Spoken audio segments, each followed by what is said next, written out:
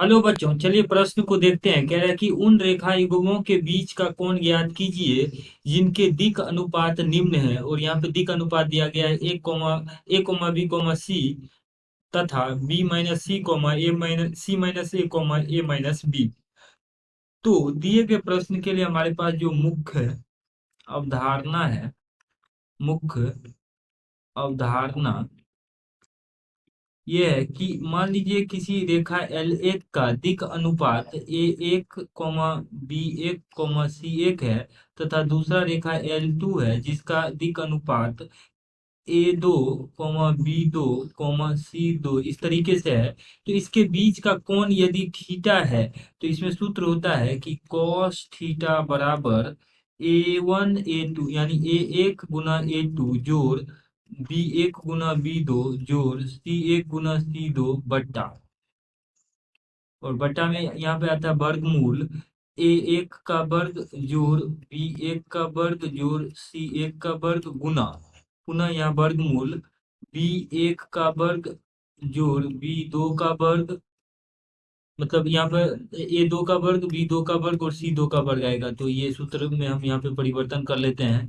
तो ये आ जाएगा गुना वर्गमूल, और ये आ जाएगा हमारे पास a2 का वर्गमूल, a2 का वर्ग जोड़ b2 का वर्ग जोड़ c2 का वर्ग, इस तरीके से सूत्र होता है। अब देखिए हमारे पास प्रश्न में दिया गया है कि एक रेखा मान लीजिए L1 है जिसका दिक् अनुपात a, b, c है, और दूसरा रेखा L2 है जिसका दिक् अनुपात b-c,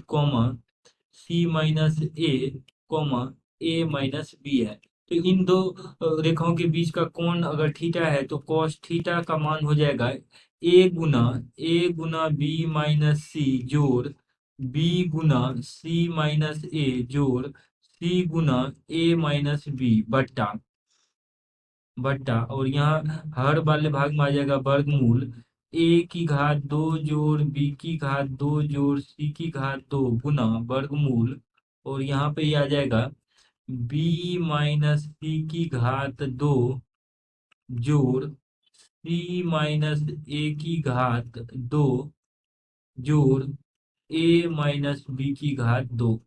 ये हमारे पास cos थीटा आ जाएगा, दोनों ही रेखाओं के बीच का कोण।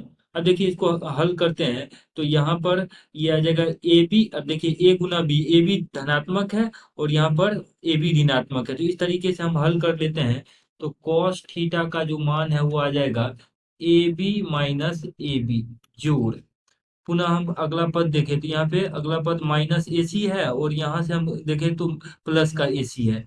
तो अगला पद आ जाएगा ए सी माइनस ए सी जोड़, उसके बाद का पद अगर हम देखें तो यहाँ पर बी सी है, तो बी सी धनात्मक है और यहाँ बी सी ऋणात्मक है, तो लिख लेंगे बी सी जोड़ B C minus B C बट्टा, और हर वाले भाग में देखें तो यहाँ था वर्गमूल a की घात 2 जोड़ b की घात 2 जोड़ c की घात 2 गुना वर्गमूल, और यहाँ पर जो अगला पद है वो है b-c की घात 2 जोड़ b-c की घात 2 जोड़ c-a की घात 2 जोड़, और ये वर्गमूल के अंदर ही अगला जो पद है वो आ जाएगा यहाँ पर हमारे पास a-b की घात 2, तो जोड़ a-b की घात 2।